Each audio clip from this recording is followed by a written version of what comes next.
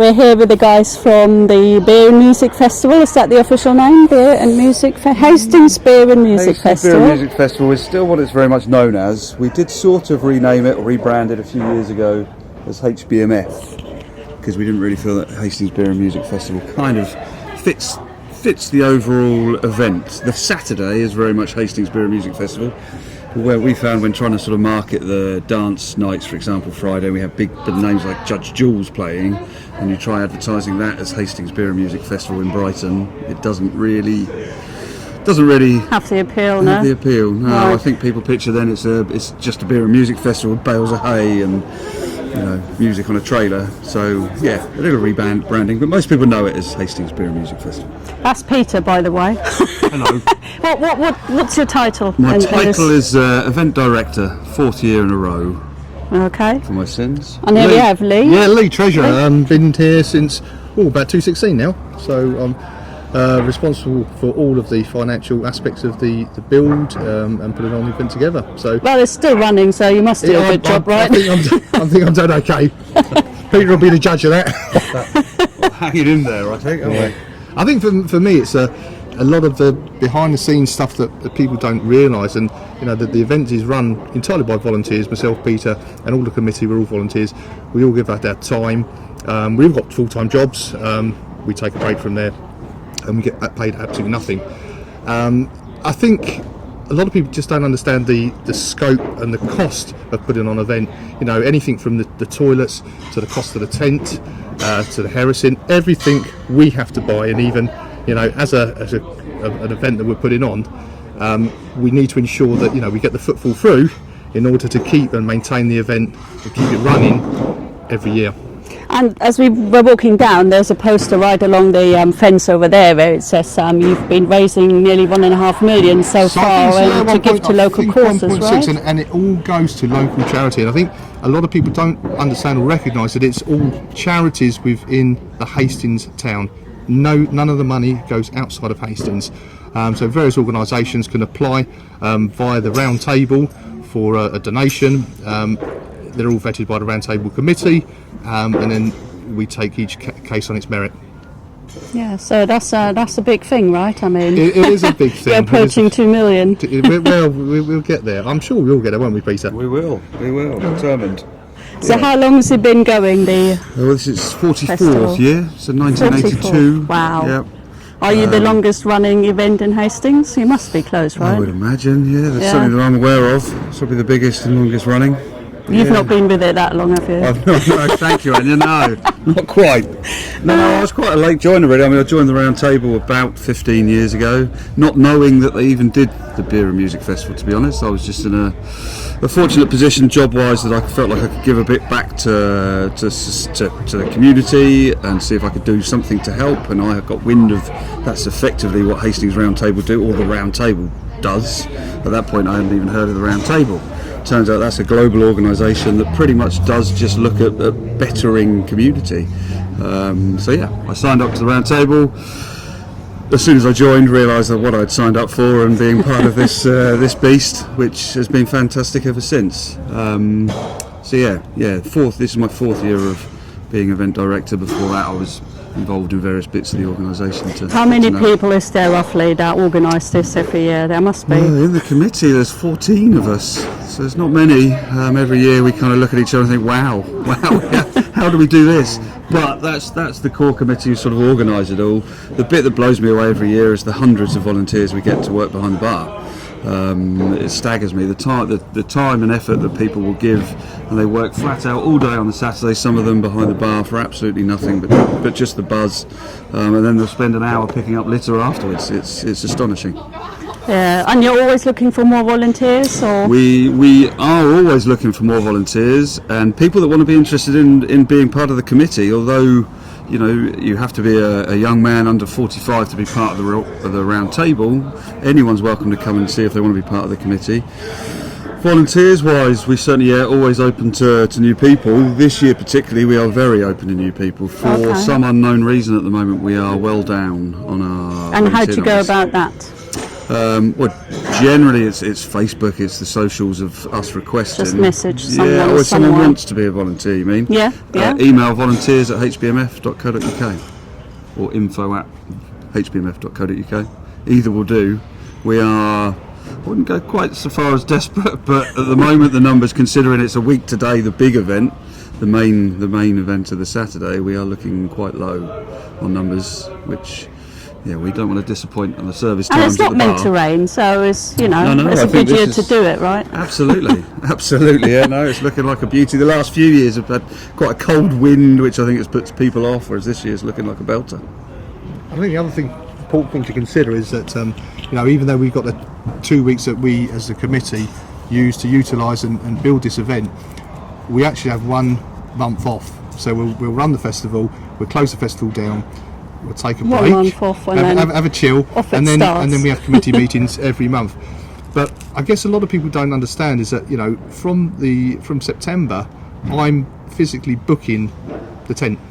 I was just going to mention that because you told us earlier this is actually usually a Glastonbury tent, right? So it's a bit of a so we have to ensure that we get in there quickly, get our deposit down, and that's as early as September.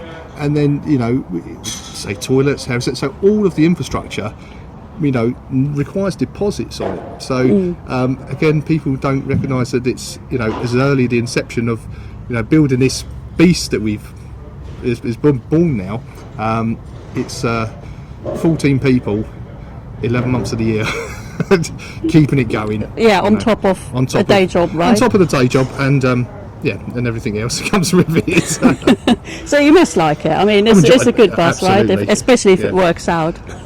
I think what I enjoy, and Peter will vouch for me, all these diggers. I love it's boys in their toys. I get to drive on big diggers. That's why he's been putting up fences, dragging stuff around. Lovely, You're right. It is a hell of a buzz. I mean, the last few years have been quite hard to raise money, believe it or not, because we've had massive crowds coming in, but we've not raised an enormous amount for the last 3 years. I think for whatever reason, people are feeling things are a bit different the last few years. But we put it on for 2 reasons. There's the raising the money, which keeps us going, and that's why we ultimately do it. But the buzz of putting it on is quite something. As Lee says, we all do this aside from our normal lives and our normal jobs, so then to come and run an event like this for 2 weeks and see thousands of people having such a good time. I was just going to say, what's the capacity? The ultimate capacity of the Oval is about 6,500. We're yet to reach that. The first year we moved up here on the Saturday, I believe we were about 4,500. Yeah, we were talking earlier. It used to be in the park, didn't it, Alexandra Park? But now you're here. You've got more room, more capacity. Yeah, much better venue for it. We can finally have the number of toilets that we needed. That was always the bugbear at Alexandra Park. Not enough toilets. Yeah. And we touched on the volunteers. I mentioned to you earlier. When we vacate the site, we like to hand it back to the council as we inherited it. And an organisation that does so much for us is Tidy Up St Leonard's. They're absolutely blind in what they do. They'll come up and they'll litter pick for us. Obviously, the committee join in as well. But again, without those volunteers, it's not just the volunteers off the events. There is a lot more going on around it, right? And I think also with the wives, the committee, wives it and the children and being time. It's a lot to ask, but we do it. And there is immense support from the town, partners, wives, and so on and so forth. It's and that's why we do it. Oh, there we go. We've not had that before. Shout out to the partners, the understanding partners. Hopefully. That's a very valid point, Lee. Well made. There you go. It does ask a lot of them and us. Yeah. Do you know, I'll give you a funny. Well, it's not a funny story. It's quite a serious story. So, Steph, who was wandering about somewhere, her partner works for the RNLI. So he was out last night, on our curry night build. He got 2 shouts last night. So he's done his 2 shouts for the RNLI. He's gone out to sea, and he'll be out here today. So it's a testament to everyone who does for us on the committee. Putting it in, But, and you said earlier you're trying to use all local businesses as well. Local businesses, yeah. So obviously the production side of it, John on stage. John's been how long for us now? years, 10 years, 10 years now. So he's Rye based. The concessions, they're all local based, bar one or two. But again, we're always looking for new entrepreneurs, if you like. We've got 2 new concessions who are just started out this year. So not only that, the bands as well, because if you recall, one of our most famous bands was Keane. So Keane came to us in the park, and global success. So you never know where the next Keane is coming from. There you go. So what, you've got 4 days of events coming up, maybe 5, you said, depending on how the football goes, right? 5, depending on tonight. Yeah, well, no pressure. No, I don't know quite what we're doing to put an extra night on, but we couldn't help ourselves. The fact it's such a good venue to put on Exactly, the fan it's zone. a great idea. Yeah. We've got a very big screen lined up, whether it's in here or out in the sunshine, we'll see. So what's the space? Maybe a football evening on Wednesday, maybe a and fan then zone on the Thursday. Thursday is the Hastings Prom, so back for the 2nd year running. This year, a slight change on stage with the fact that we've now got Hastings Philharmonic Orchestra with us. So the first time we've got a full Philharmonic Orchestra doing it for us. The Fridays, then the usual Ibiza house anthems, local DJs, again 4 local DJs lined up, usually a great night. Saturday, the big band Bonanza, all local bands, Vexed, who I believe are here somewhere, headlining. And then the Sunday is new for this evening. So we used to do a family evening on the Wednesday, but we dropped that in favour of trying to do a family day on the Sunday this year. That kicks off with a kids disco, midday or 12:30. And then we have Riff and West, Longshore Drifters. We've then got a Taylor Swift tribute and a Mumford & Son tribute to top the day off. So it should be good. And an inflatable bucking bronco to throw into the mix. What could possibly go wrong? Do we have the waltzer this year? We don't have the waltz. The waltz we had last year, I think, got condemned. It was St John's were very busy from the waltzer. Alcohol and waltzers do not mix. No, we do have some fairground rides though. Don't stand in the vicinity, right? No. What's your favourite bit about it? What's your favourite day? Oh my goodness. They're all very different, aren't they? It's difficult. They are all very different. Well, my favourite of the 4 events that we put on, Yeah. it would have to be the Saturday. It would have to be the Saturday. Just, I think, because of the volume of people that we get up and the buzz, and maybe I'd say this, maybe I'm biased, but the buzz that this event creates, I've never known anything like it. Now, obviously, it could be different because we're on the inside, but I don't know. It's just oozing love. By the time everyone leaves here at 11:30 on the Saturday night, it's just such a joy. Everyone's had such a good time. Apart from driving the diggers, what's your favourite bit? I've got to go with Peter on that one. It is a Saturday night. We, as a committee, we get up on stage.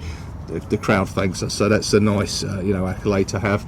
And I tend to at the end of the evening, up to 11, wait by the exit gates, thank everybody for coming, and you get thanked back, which is fantastic. To get that, the response from the crowd and the people that have come here and donated their money to charity. It's great. So it's you get a buzz off of it, definitely. Yeah. What's any secret story you can tell us? Any inside secret? Nothing? Probably none that could be broadcast. No, not sure we can. No? Oh, that's boring. Sorry, no. So, what is it today? Today is Saturday, so starting on maybe Wednesday. So the pressure's on, right? What's the biggest thing you still got to do? It's just prepping the site, but this year we're the furthest ahead we've ever been. And with now you said that. Well, yeah, I know, and the football, obviously that needs to go right this evening. And then it's a limited event because it's not part of the main licence for the Oval. It's under a temporary event notice, so which means that the numbers are pretty limited. So if people do want to come to that, they need to grab their ticket pretty quick.